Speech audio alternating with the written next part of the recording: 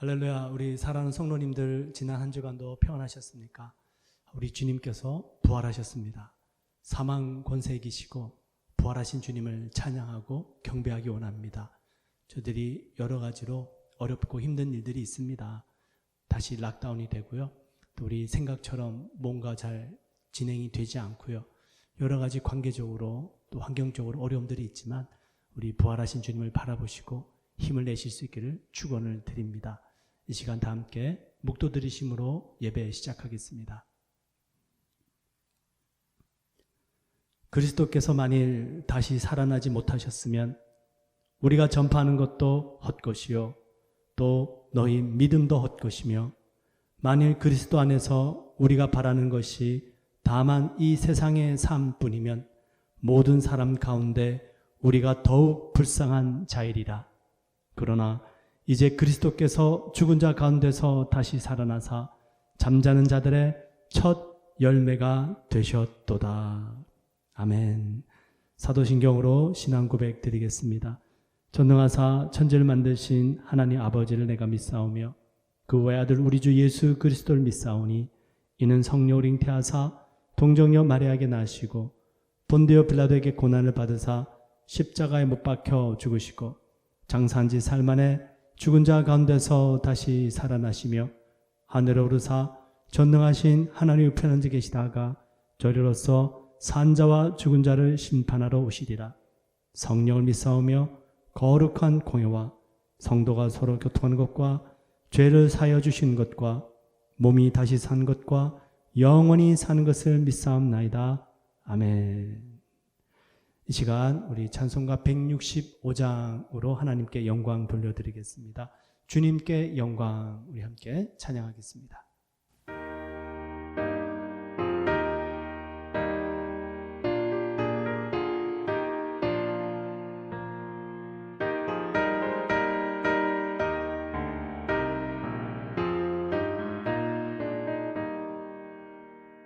주님께 영광, 다시 사신 주, 사망 권세 모두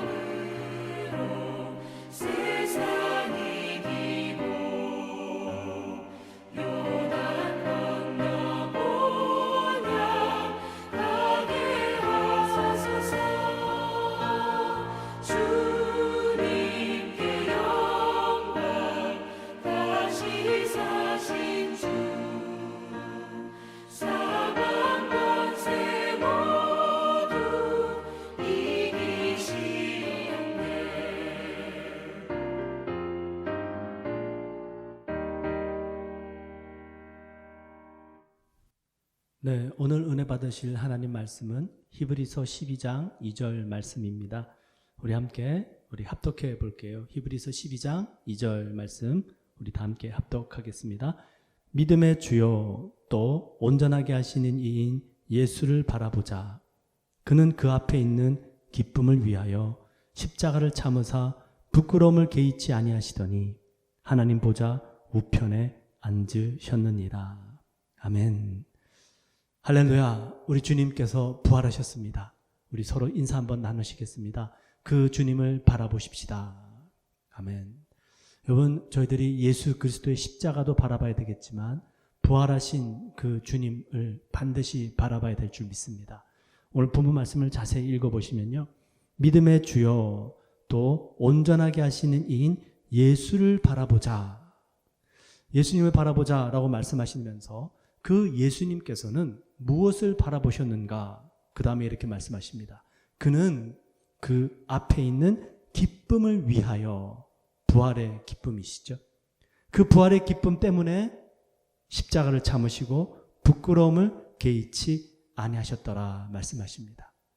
여러분, 부활의 주님을 바라본다라는 것은 우리의 신앙생활 속에 얼마나 중요한 믿음인지 모르겠습니다. 2021년 주제가 눈을 들어 주를 보라입니다. 여러분, 우리의 삶 속에 셧다운이 되어지건 락다운이 되건 어떤 큰 낙심이 찾아오건 사망 권세에 계시고 부활하신 주님을 바라보실 수 있기를 축원을 드립니다. 주님 바라봐야죠. 여러분, 주님을 바라볼 수 있다는 것이 얼마나 큰 축복인지 모릅니다. 저는 예수님을 믿지 않았었거든요. 그 예수님을 믿지 않았었을 때는요, 고난이 찾아오고 낙심이 찾아올 때 무엇을 바라봐야 될지 몰랐습니다. 그래서 높은 산에 올라가서요, 그 산에서 저기 아래 보이는 도시를 바라보면서 생각하기도 했고요. 또 바닷가에 가서 출렁이는 파도를 보고 저기 멀리 수평선을 바라보면서 생각을 정리해 보기도 했고요. 여러분, 그 어떤 것도요, 주님을 바라보는 것만큼 도움이 되지 않습니다. 사람을 찾아서 또 세상적인 도움을 찾아서 마음을 위로받기 위해서 여러분, 주님을 바라보는 것이 최고의 위로요 능력이 되는 줄 믿습니다. 그 주님은 우리를 위해서 십자가에 돌아가신 분이시고요. 그 주님께서는 사망 권세를 이기시고 부활하신 예수 그리스도가 되십니다. 그러니 이분을 바라보는 것이요 얼마나 복된 일인지 모릅니다.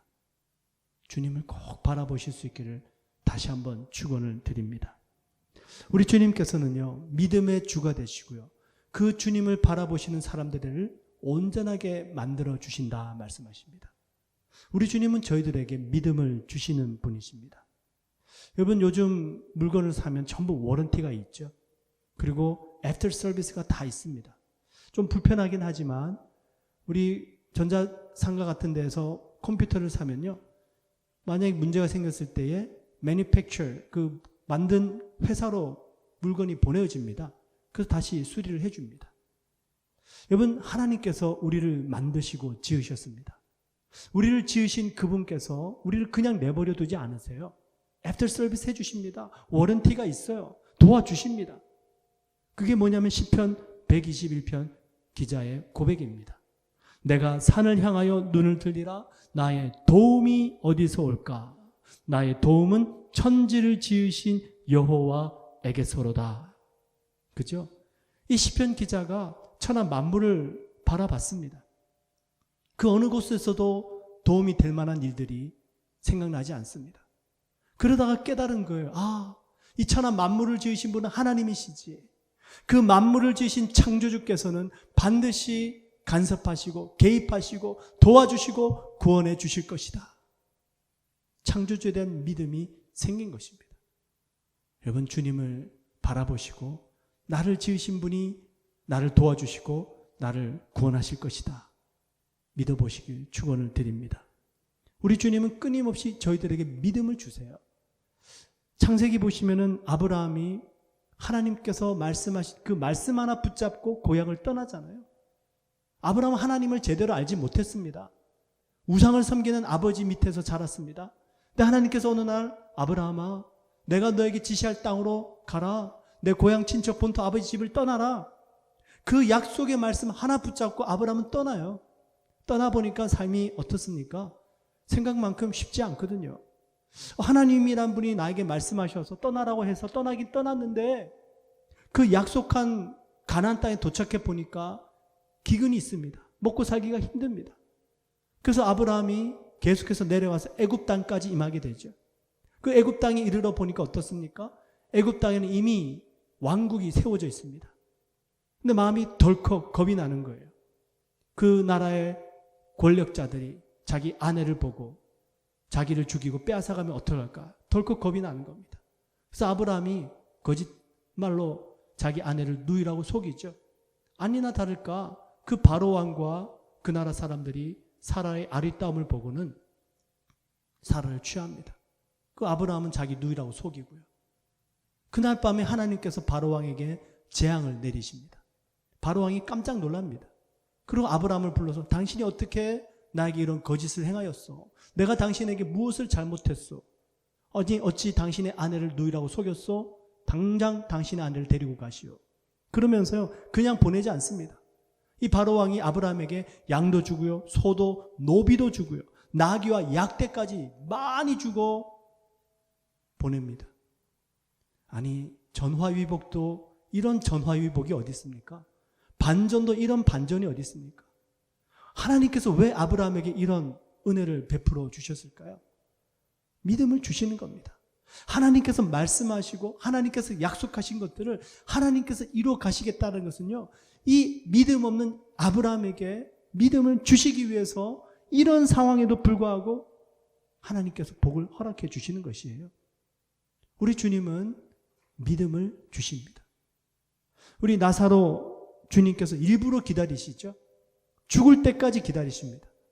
좀 죽기 전에 죽지 않고 앓고 있을 때 오셔서 고쳐주셨으면 참 좋았을 텐데.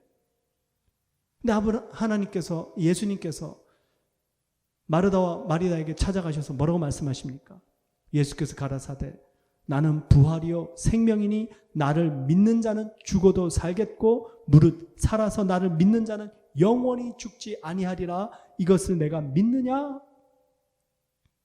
마르다와 마리아가 전부 이렇게 말해요. 네, 주님 믿습니다. 당신께서 여기에 계셨더라면 내 오라비가 죽지 아니하였겠나이다. 무슨 뜻입니까? 말로는 믿는다고 하는데 진짜로는 못 믿고 있는 거예요. 여러분, 저희들도 이럴 때가 얼마나 많습니까? 믿습니다 하는데 걱정해요. 기도하면서 걱정해요. 주님을 믿는데 우리의 문제를 우리가 붙잡고 살아가고 있더라라는 것이죠. 마리아와 마르다가 그랬어요. 나를 믿는 자는 죽어도 살 것이요 살아서 나를 믿는 자는 영원히 죽지 아니하리. 주님의 이 말씀을 믿느냐?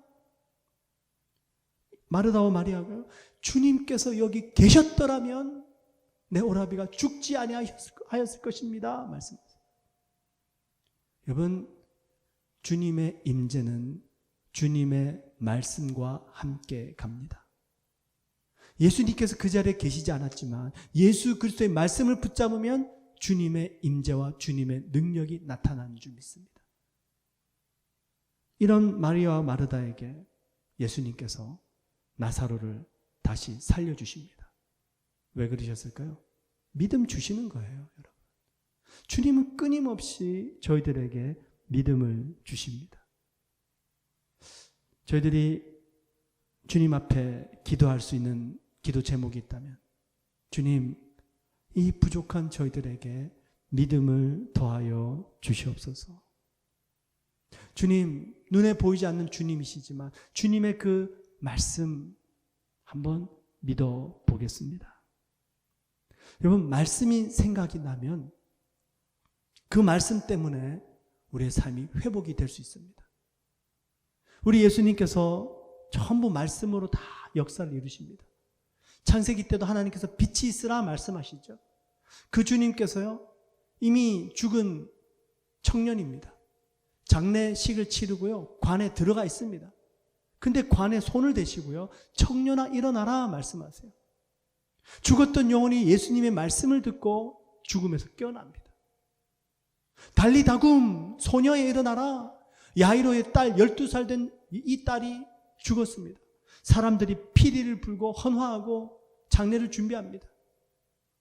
그 딸아이에게 주님이 소녀야 일어나라 말씀하시니까 죽었던 여자아이가 일어나는 것을 보게 됩니다. 여러분, 주님의 약속의 말씀을 붙잡고 선포하시고요. 이 말씀을 정말로 내 마음밭에 새기시고요. 정말 이 말씀을 믿어보십시오. 주님 약속하신 그 말씀대로 이루어지길 원합니다. 주님 저에게 믿음을 더하여 주시옵소서. 예수님의 말씀 속에는요, 이런 능력이 있지만 예수님께서는 때로는 있는 사실을 말씀하실 때도 있어요. 그 사실의 말씀조차도 능력이 됩니다. 예수님께서 베드로에게 예언하십니다. 베드로가 저는 결단코 주님을 배신하지 않겠습니다. 근데 예수님께서 내가 닭이 울기 전에 나를 3번 부인하리라 말씀하세요. 그리고 실제로 베드로가 그 주님 말씀을 따라 부인하죠. 그때 닭이 울면서 베드로와 예수님이 눈이 마주칩니다. 그때 베드로는요, 마음이 무너지고 그 베드로가 빌라도의 뜰에까지 예수님을 따라갔다가 더 이상 예수님과 함께 있을 수가 없어서 뛰쳐나와서 통곡하며 울게 됩니다. 가룟 유다, 주님께서 말씀해 주셨어요. 나와 함께 이 잔에 손을 대는 자가 나를 팔자다. 그 가룟 유다 그 말씀을 듣고요, 뻔뻔하게 주님께 이렇게 얘기를 합니다. 주님, 나는 아니지요. 그리고는 몰래 빠져나가서 유대 종교 지도자들에게 예수님이 계신 곳을 알려줍니다. 여러분, 가룟 유다와 베드로의 차이를 아시겠습니까? 둘 다 주님의 말씀을 들었어요. 근데 가룟 유다는 말씀을 들었음에도 불구하고 자기가 원하는 일을 행합니다. 근데 베드로 주님의 말씀이 생각이 나면서 자기가 행한 그 모습 앞에 완전히 무너지고 통회하고 자복합니다. 주님의 말씀 앞에 우리가 무너지고 우리가 그 말씀을 주님의 임재로 믿고 나아간다면 우리 주님은 우리에게 믿음 주십니다. 다시 회복시켜 주십니다. 우리가 주님을 바라봐야 되는데요, 그 보이지 않는 주님을 말씀을 통해서 믿고 붙잡을 수도 있겠지만, 오늘 히브리서 12장 2절 말씀 다시 한번 보십시오. 주님을 어떻게 바라볼 수 있을까요? 믿음의 주요 또 온전하게 하신 이인 예수를 바라보자 말씀하십니다. 여기서 말씀하실 때 믿음의 주, author of our faith 이렇게 돼 있어요. author, 작가입니다. 믿음의 작가세요. 우리 하나님은 창조주가 되시고요, 글짓기를 잘하시는 작가가 되십니다. 우리 각 인생의 글을 주님께서 써내려 가십니다. 믿음의 글을 써내려 가십니다. 여러분, 작가들이 똑같은 이야기만 쓰나요? 그렇지 않잖아요. 너무나도 다른 이야기들을 가지고, 주제를 가지고 씁니다. 나의 이야기가 있고 그 사람의 이야기가 있는 거예요. 각 사람들마다 우리 주님께서 각자에게 맞는 이야기를 계속 써내려 가십니다. 다른 사람의 이야기를 부러워하지 마십시오. 다른 사람의 이야기 때문에 시험 들지 마십시오. 주님께서는 그 사람에게 맞는 이야기를 써내려 가고 계세요. Author of our faith. 예수님의 제자 중에 야고보와 요한이라는 형제가 있었습니다. 이 야고보와 요한은 형제인데도요, 야고보는 사역을 제대로 펼쳐보지도 못하고 제일 먼저 순교를 당하게 됩니다. 하지만 사도 요한은 제일 늦게까지 주님께 쓰임받고 요한 계시록까지 기록을 하게 되죠. 형제임에도 불구하고 이렇게 다르게 주님께서 쓰임을 받게 됩니다.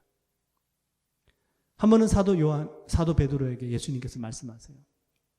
베드로야, 네가 젊어서는 네가 원하는 곳으로 다녔지만 나이 들어서는 사람들이 너에게 띠띠우고 네가 원치 아니하는 곳으로 데려가리라.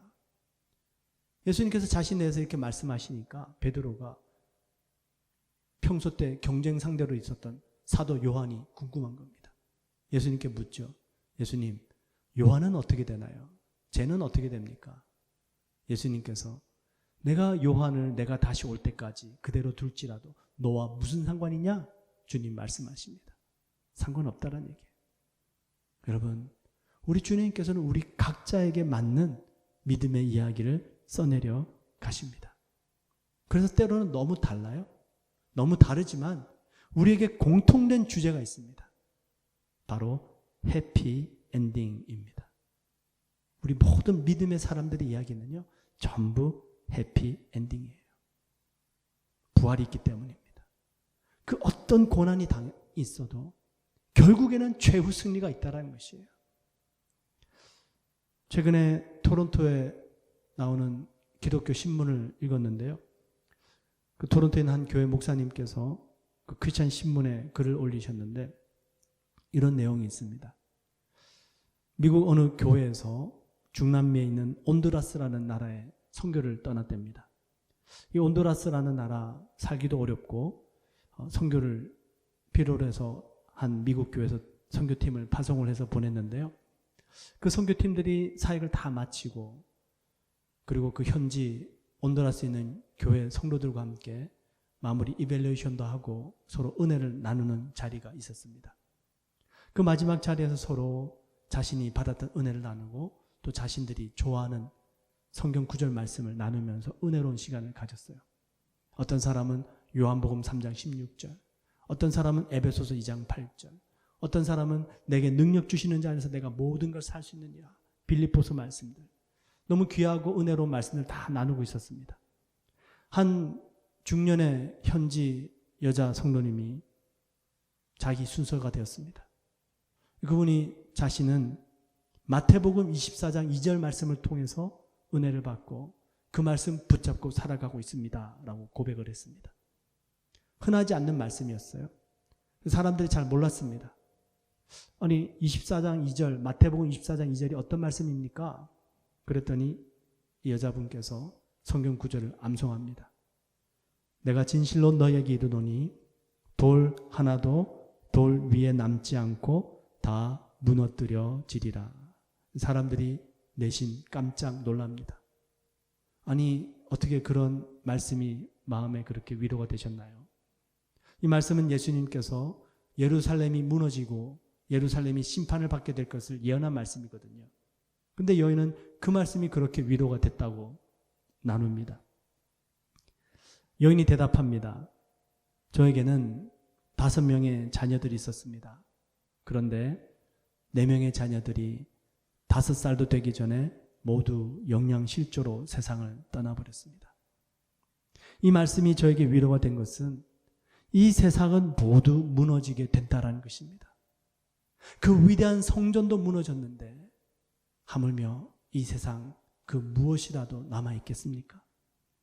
저의 자녀들은 조금 빨리 세상을 떠난 것뿐입니다.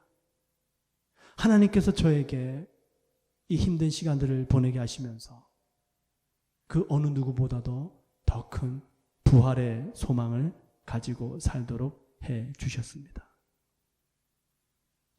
그 자리에 있던 모든 사람들이 숙연해집니다.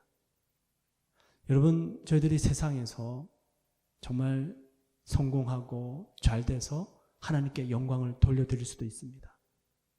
그러나 이 세상이 너무 좋아서 하나님 나라를 소망하지 못하게 된다면 그것 또한 아쉬운 일이죠.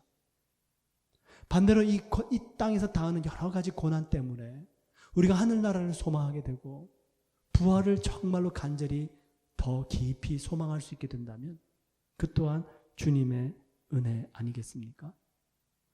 그래서 하나님의 은혜는 우리 모두에게 동일한 것입니다. 우리가 이 세상에서 어떤 고난을 당하든지 믿음의 사람들의 최후의 끝은 최후 승리, 부활입니다. 해피엔딩입니다. 때로는 답답해요. 그래서 하늘나라를 소망하자니 세상은 포기할 수도 없고 세상을 열심히 살자니 또 하늘나라가 멀어지는 것 같고 그렇지 않습니다, 여러분. 저희들은요, 하늘나라를 소망하면서 세상도 열심히 사는 것이에요. 그래서 때로는 뭔가 혼동스럽기도 하고요. 뭔가 좀 이상하기도 합니다. 당연한 것이에요. 이 땅에서 살기 때문에 열심히 살아야 될 것 같고 또 하나님을 믿기 때문에 부활을 소망하다 보니까 헷갈리는 거예요. 사도 바울도 그랬어요. 사도 바울이요, 천국을 보고 왔잖아요. 하나님 나라 자신의 두 눈으로 보고 왔습니다. 얼마나 황홀했겠습니까? 이 하늘나라를 체험한 사도 바울이 이 땅의 삶을 살다 보니까 얼마나 시시했겠어요. 근데 그렇지 않았습니다. 그 하늘나라를 보고 온 사도 바울이었지만 이 세상도 열심히 살았어요. 그러다 보니까 바울 자신이요, 그 사이에 끼어 있는 것 같았습니다. 바울이 이렇게 표현합니다. 빌립보서 1장 23절 24절에 내가 그 두 사이에 끼었으니 떠나서 그리스도와 함께 있을 욕망을 가진 이것이 더욱 좋으나 내가 육신에 거하는 것이 너희를 위하여 더욱 유익하리라. 사도 바울은 주님과 함께 있는 것을 너무 사모했습니다. 하지만 하나님께서 이 땅에서 맡겨주신 귀한 사명 때문에 이 땅에서 내가 사는 것도 괜찮습니다. 그래서 내가 그 사이에 끼어 있는 것 같습니다. 얘기하는 거예요. 여러분, 이것이 우리 그리스도인들의 삶입니다. 이상하게 생각하지 마시고요. 주님 바라보실 수 있기를 축원을 드립니다. 그 주님께서는 우리 각자의 삶 속에 믿음의 이야기를 써내려 가고 계십니다. 그 끝은 해피 엔딩입니다. 두 번째 주님을 바라본다라는 것은요, 2절 말씀 다시 한번 자세히 읽어보시면 믿음의 주요 또 온전하게 하시는 이인 예수를 바라보자 말씀하시죠.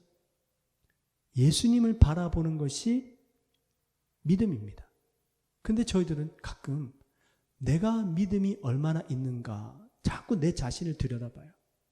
여러분, 우리 안에 있는 믿음 그거 들여다본다고요? 믿음 잘하지 않습니다. 내 믿음을 내가 스스로 평가한다고요? 믿음이 절대로 더 커지지 않습니다. 주님을 바라볼 때에 믿음이 온전하게 되는 것입니다. 예를 들어 볼게요. 여러분께서 10톤짜리 트럭을 지금 운전해서 가고 있습니다. 근데 가다 보니 바로 앞에 지금 다리가 있습니다. 다리를 건너야 됩니다. 근데 다리를 보니까 뭔가 좀 허술해 보이고요. 불안해 보입니다. 건너야 될지 말아야 될지 갈등이 생깁니다. 어떻게 될까요? 에이, 모르겠다. 건너보자. 믿음일까요? 아닙니다. 그 다리가 얼마만큼 하중을 받을 수 있는지 그거 봐야죠. 우리 모든 다리들마다 하중과 높이 다 사인판 붙어 있습니다. 만약에 다리의 하중이 100톤이다. 그러면 얼마든지 갈 수 있죠. 근데 만약에 다리의 하중이 1톤이다. 그러면 믿음으로 가는 것이 아니고 가면 안 됩니다. 그죠? 우리가 믿자. 내 안에 믿음이 있는가? 이거 보면서 믿음을 가지는 것이 아니고요. 내가 지금 건너는 저 다리의 하중이 얼마나 되는가? 그걸 아는 것이 믿음입니다. 내가 알고 있는 하나님이 얼마나 위대하신 분인가? 그 하나님을 아는 것이 믿음이라는 것이에요. 그 하나님을 알면 믿음은 당연히 커질 수밖에 없겠죠. 다리의 하중이 100톤, 1000톤, 만톤이면 끄떡없이 그 다리를 건널 수 있는 것입니다. 예수님께서 말씀하십니다. 수고하고 무거운 짐진 자들아 다 내게로 오라. 내가 너희를 쉬게 하리라. 우리 주님이 우리를 전부 초대하십니다. 한 명씩 오라가 아니에요. 너 온 다음에 그 다음에 너 와, 이게 아니고 다 한꺼번에 다 와도 돼. 우리 주님이 견디실 수 있는 하중은 무한대이십니다. 그러니 내 안에 있는 나의 믿음을 바라보고 믿음을 키우는 것이 아니라 우리 주님이 어떤 분이신가를 알고 그 주님을 바라보는 것이 바로 믿음입니다. 여러분, 하나님의 말씀을 저희들이 잘 알아야 되겠죠. 그리고 말씀과 함께 믿음이 자라가야 됩니다.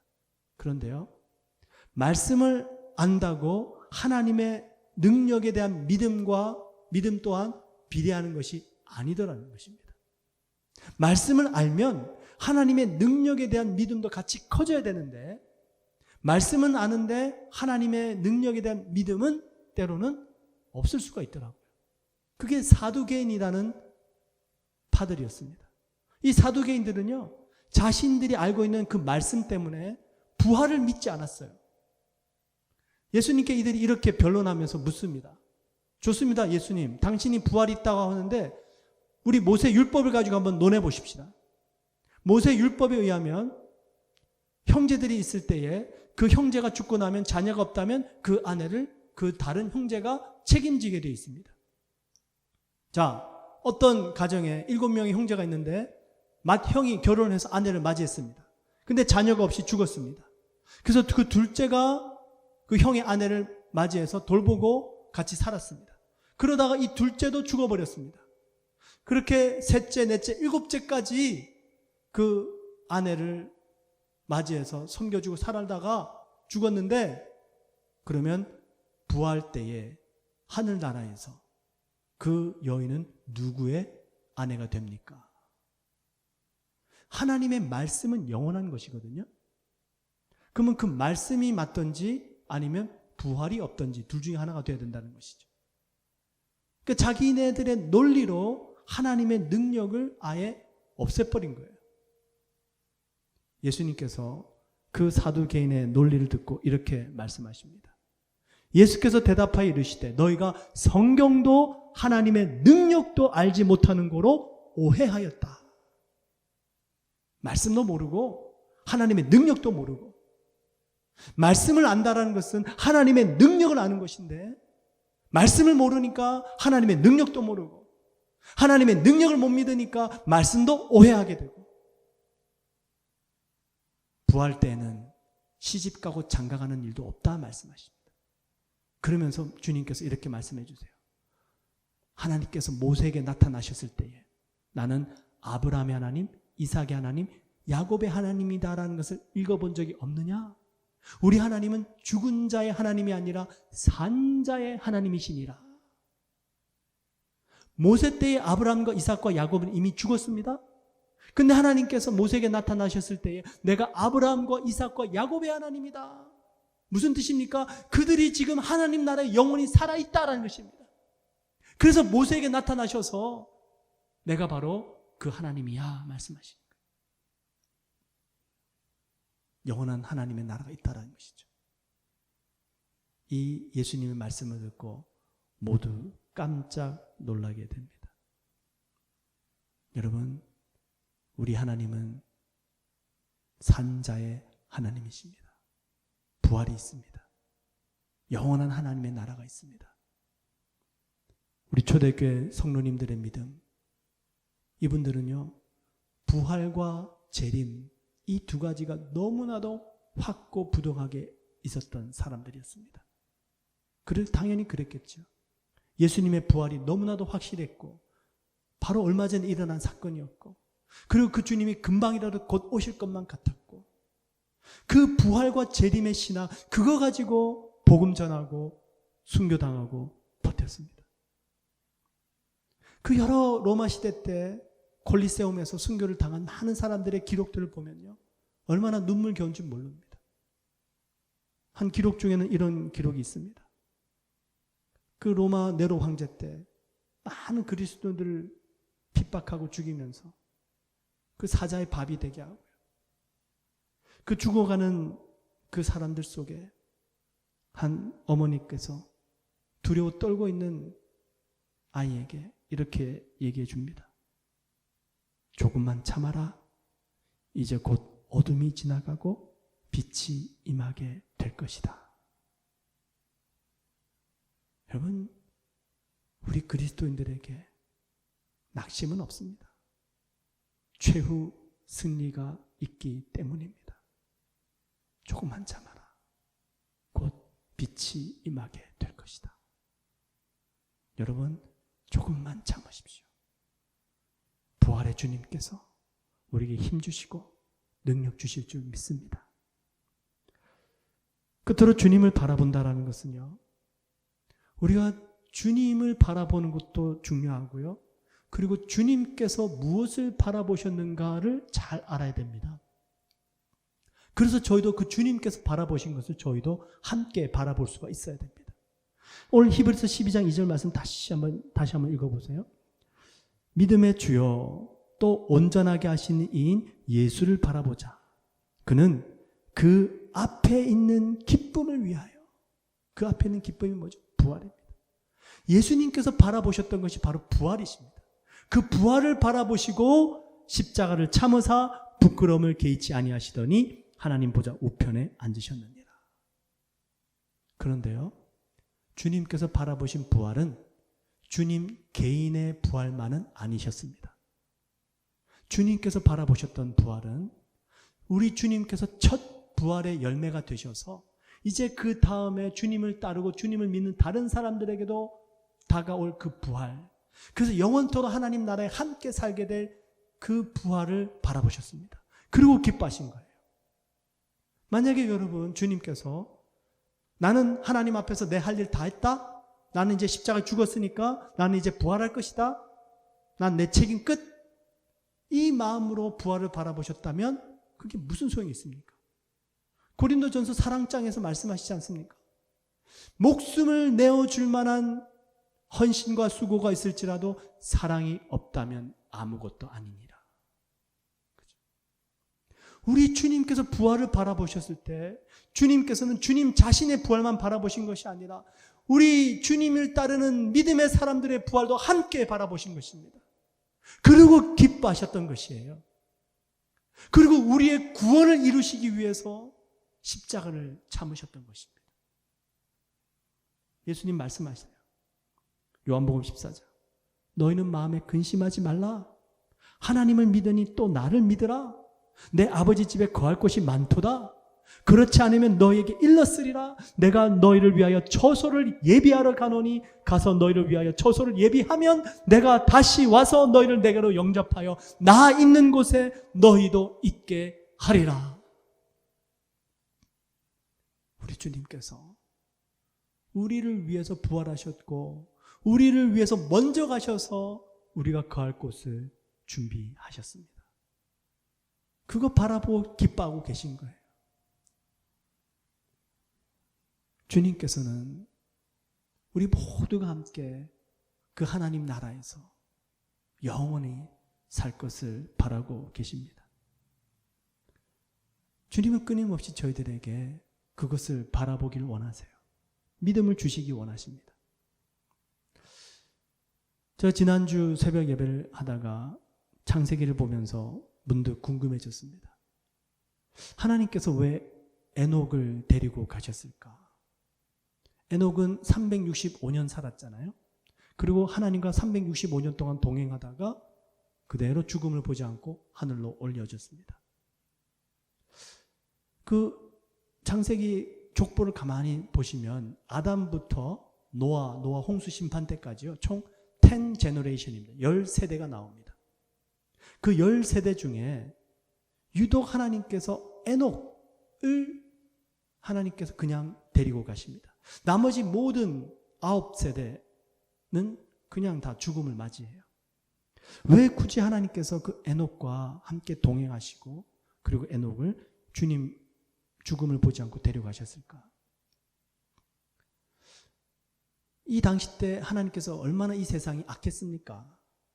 도저히 그대로 놔둘 수는 없을 정도로 타락하고 하나님께서 심판하셔야만 되는 상황까지 이르렀습니다. 그렇다면 이 에녹이라는 사람을 통해서 좀 에녹을 오래 살게 하시면서 좀 다른 사람에게 본이 되도록 해주셨으면 얼마나 좋았을까요? 근데 하나님이 에녹을 데려가셨어요. 왜냐하면 하나님께서는요, 우리들에게 믿음을 주시기 위해서 그러셨습니다. 그 당시 때 사는 사람들에게도 마찬가지입니다. 아담의 930살까지 살았습니다. 그리고 이 에녹 아들이 무드셀라 아들이 라멕의 아들이 바로 노아거든요. 아담이 930살까지 살았는데요, 그 아담이 죽기 전까지 누구까지 살아있었냐면 바로 노아의 아버지까지 살아있었습니다. 라멕까지 살아있었어요. 그러니까 라멕까지 아담을 본 거예요. 노아는 못 봤습니다. 아담도 에녹을 알았습니다. 그리고 아담의 셋째 아들인 셋도 에녹을 알았어요. 그리고 셋이 아들을 낳았는데 이름이 에노스입니다. 에노스의 뜻이 뭐냐면 연약한 사람, 죽을 수밖에 없는 연약한 사람이라는 뜻이에요. 그래서 창세기 4장 26절에 보시면 이렇게 말씀하세요. 셋도 아들을 낳고 그의 이름을 에노스라 했으니 그때의 사람들이 비로소 여호와 이름을 불렀더라. 아담이 자녀를 낳고 가인이 아벨을 죽인 다음에 세상이 점점 타락해져 갔습니다. 그러다가 아담이 셋을 낳고 셋이 아들 에노스를 낳았는데 너무 연약한 거예요. 죽을 것 같은 거예요. 그 인간의 연약함 때문에 하나님을 찾게 되었어요. 그렇지 않습니까? 우리가 힘들고 어려울 때 하나님 찾지 않습니까? 근데요, 하나님께서 에녹을 데려가셨어요. 이것은 우리가 힘들 때만 하나님을 찾게 하신 것이 아니라 정말로 하나님의 나라를 소망할 수 있도록 하나님께서 알려주신 것입니다. 셋이 어느 날 보니까 에녹이 없어졌어요. 에노스가 어느 날 보니까 에녹이 없어졌어요. 얼마나 깜짝 놀랐을까요? 그리고 이 에녹의 아들인 무드셀라가 969년을 살게 됩니다. 무드셀라가 죽고 난 바로 다음에 홍수가 터지게 돼요.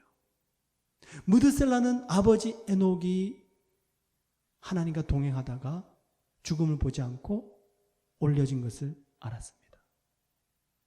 무드셀라는요, 홍수에 대한 두려움과 심판보다는요, 하늘을 소망하는 믿음이 더 컸던 사람입니다.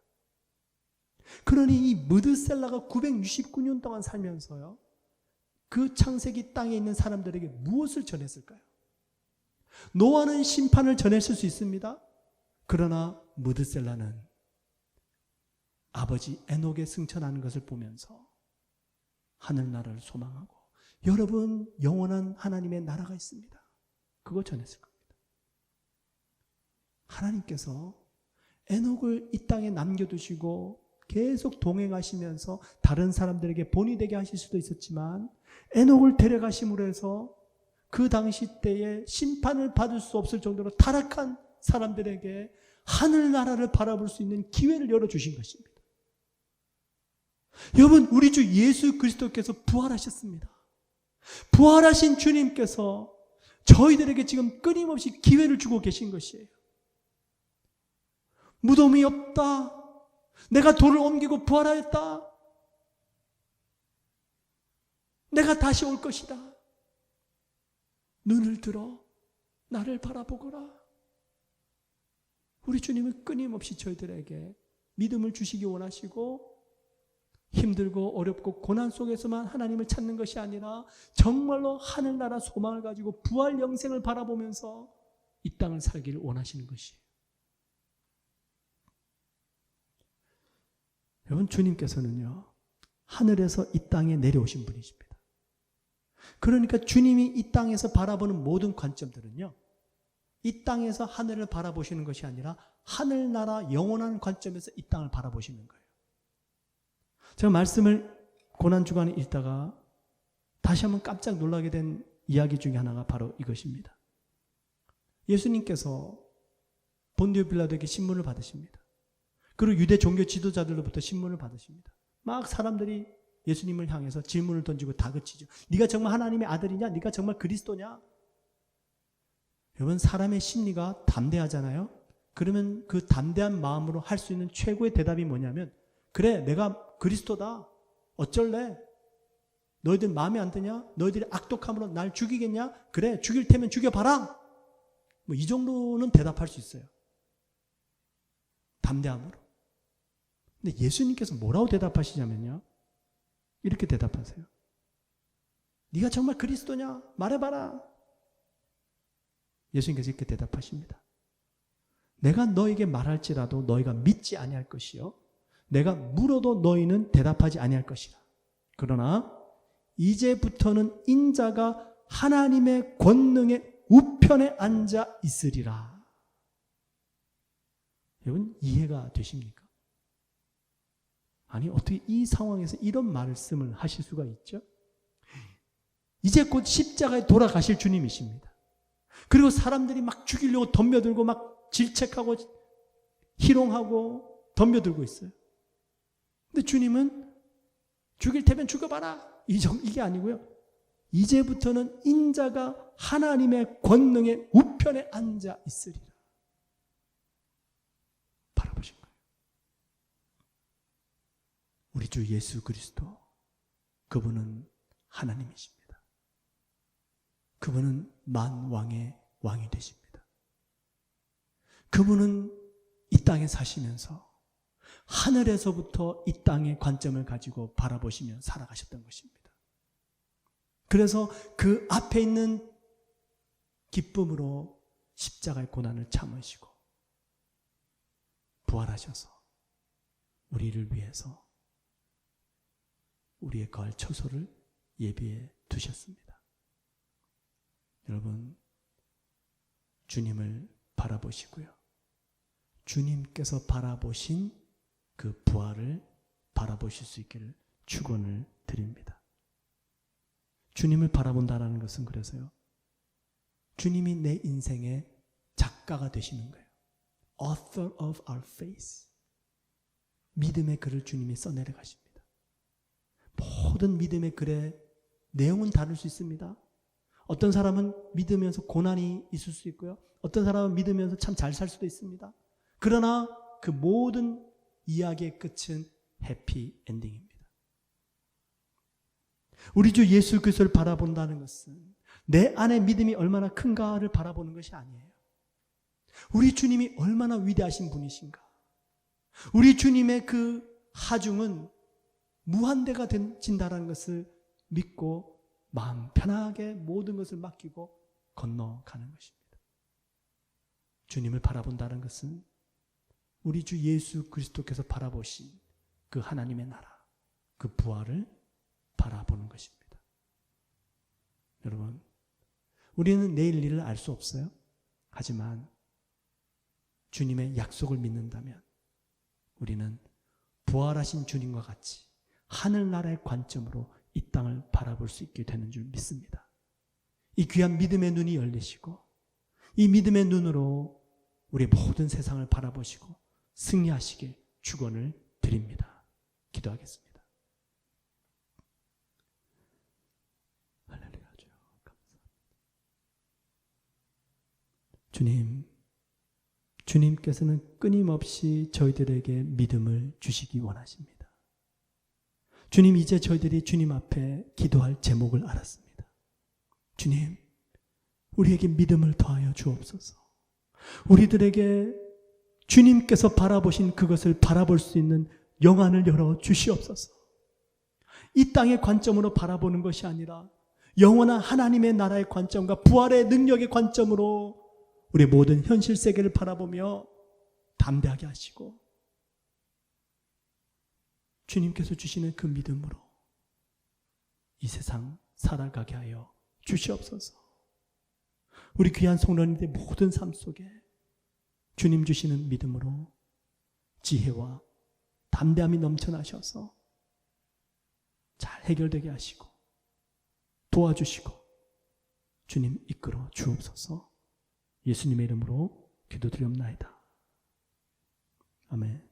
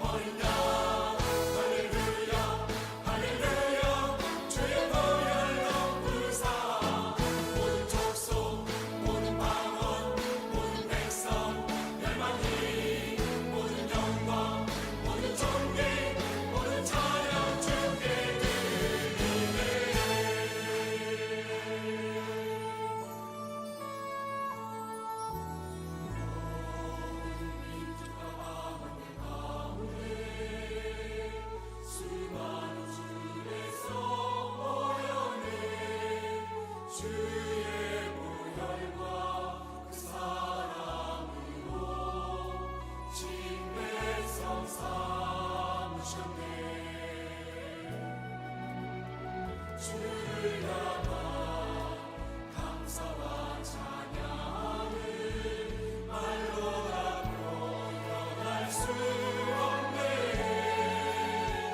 나만의 소리 높여 온 마음을 다해 찬양하리라.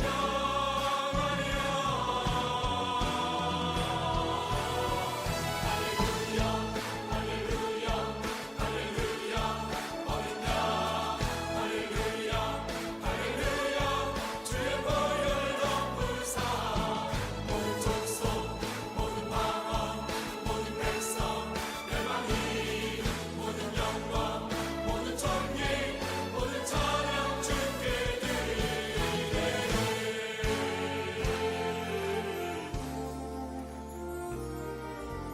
어린 양미로 씻어진 우리들 그대로 주 앞에 서 있네. 주 이름으로 자녀된 우리 겸손히 구하오니 주의 능력 우리에게 베푸사 주의 더욱 함께 하소서. 그대의 모든 나라 주 영광 보며 경배하리라.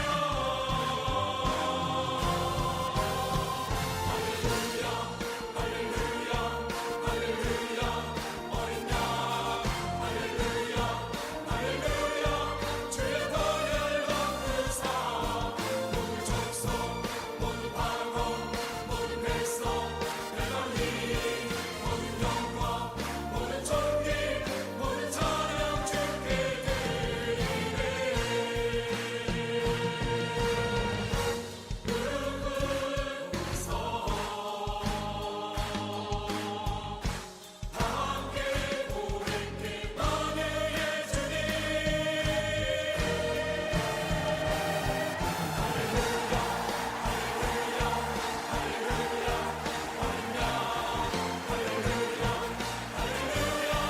주의 보혈 덮으사 모든 족속 모든 방언 모든 백성 열방이 모든 영광 모든 존귀 모든 찬양 주께 드리네. 모든 찬양 주께 드리네. 모든 찬양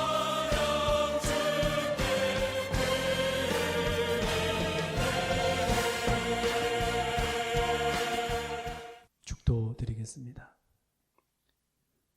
이제는 우리 주 예수 그리스도의 무한하신 은혜와 우리 하나님 아버지의 극진하신 사랑하심과 성령님의 내주하시고 교통하시고 충만케 하시는 귀한 역사가 우리 모든 성도님들의 삶과 가정과 행사 위에 이제부터 영원토록 넘치시기를 간절히 축원드리옵나이다.